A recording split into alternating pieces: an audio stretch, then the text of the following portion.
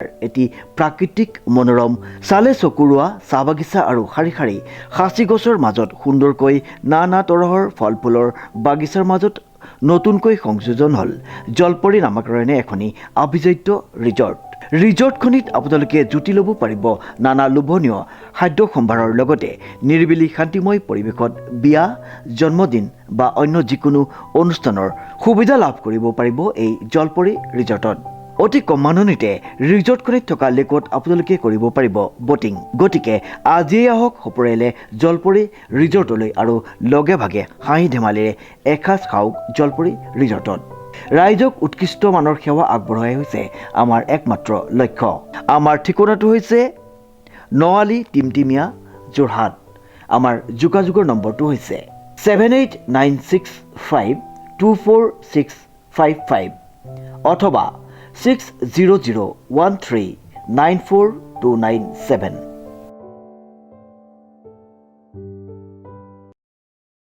নমস্কাৰ, নিউজ নাওৰ ষ্টুডিঅ'ত মই শ্ৰীমন্ত মাধৱ বৰুৱা। চাওঁ আহক কি আছে আজি আমাৰ সংবাদ। যোৰহাটৰ চুকাফা সমন্বয় ক্ষেত্ৰত সাত বিহু পালনৰ প্ৰস্তুতি। অনুষ্ঠিত হ'ব কুইজ জেং বিহু প্ৰতিযোগিতা। নিউজ নাওৰ এক প্ৰতিবেদন। সাত বিহু উদযাপন সমিতিয়ে যোৰহাটৰ স্বৰ্গদেউ চাওলুং চুকাফা সমন্বয় ক্ষেত্ৰত বিগত 10 বছৰৰ দৰে এই বছৰো 7 বহাগত বিহু পালন কৰিব। এই উদ্দেশ্যে চুকাফা সমন্বয় ক্ষেত্ৰত বুধবাৰে বিয়লি 5 বজাত সাত বিহু উদযাপন সমিতিৰ কাৰ্যালয়ত সমিতিৰ সভাপতি কমলজ্যোতি গগৈৰ সভাপতিত্বত এখনি ৰাজহুৱা সভা অনুষ্ঠিত হৈ যায়। সমিতিৰ সম্পাদক ৰাজীৱ গগৈয়ে আধৰা সভাখনত সাত বিহুৰ লগত সংগতি ৰাখি এই বছৰ কুইজ প্ৰতিযোগিতা প্ৰদৰ্শনী আদি অনুষ্ঠিত কৰিবলৈ সিদ্ধান্ত গ্ৰহণ কৰে।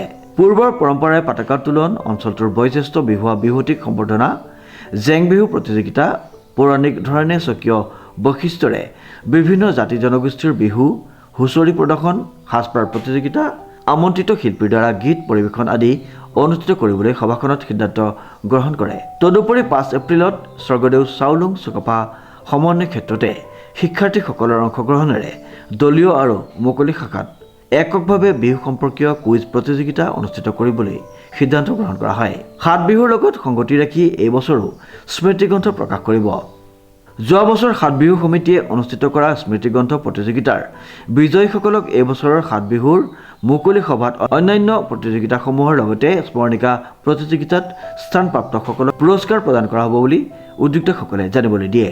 কুইজ প্ৰতিযোগিতা, জেং বিহু প্ৰতিযোগিতাৰ লগতে প্ৰদৰ্শনী আৰু অন্যান্য কাৰ্যসূচী ৰূপায়ণৰ বাবে মূল সমিতিক সহযোগিতা কৰাৰ উদ্দেশ্যে আৰু সাত বিহু সফলভাৱে ৰূপায়ণ কৰাৰ উদ্দেশ্যে ভালেকেইখন উপ সমিতি উক্ত সভাখনতে গঠন কৰা হয়। নমস্কাৰ, আজি সাত বিহু উদযাপন সমিতিৰ এখনি সভা অনুষ্ঠিত চাওলুং চুকাফা সমন্বয় ক্ষেত্ৰত অলপতে হৈ গ'ল। আগন্তুক বৰ্ষত আমি কেনেকৈ সাত বিহু উদযাপন কৰিম, আজি এইখিনি আলোচনা কৰা হ'ল। এইবাৰ নতুন সংযোজন, বিশেষকৈ সাত বিহু কুইজ প্ৰতিযোগিতা সদৌ অসম ভিত্তিত অনুষ্ঠিত হ'ব।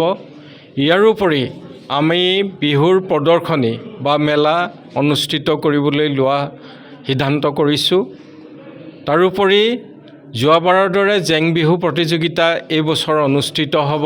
অসমৰ বিভিন্ন স্থানৰ পৰা প্ৰতিযোগী দলসমূহক নিমন্ত্ৰণ জনোৱা হ'ব।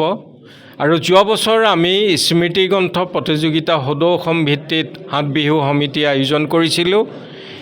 এইবাৰ মূল সভাৰ দিনা, সাত বিহুৰ দিনা পুৰস্কাৰ বিতৰণ কৰা হ'ব।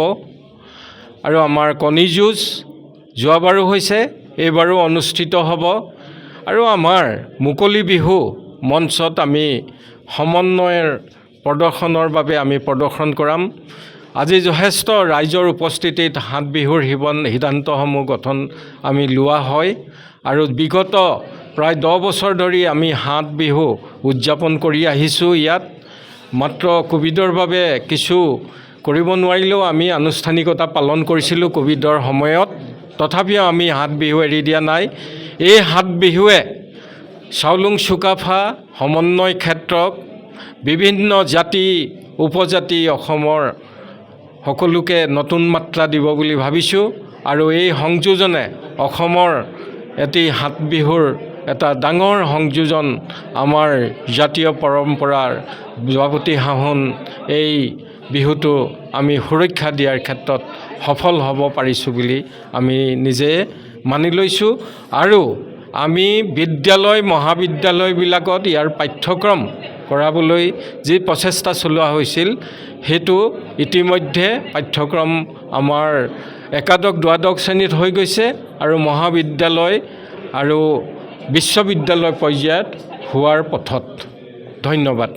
যোৰহাটৰ পৰা প্ৰশান্ত গায়নৰ ৰিপৰ্ট, নিউজ নাও।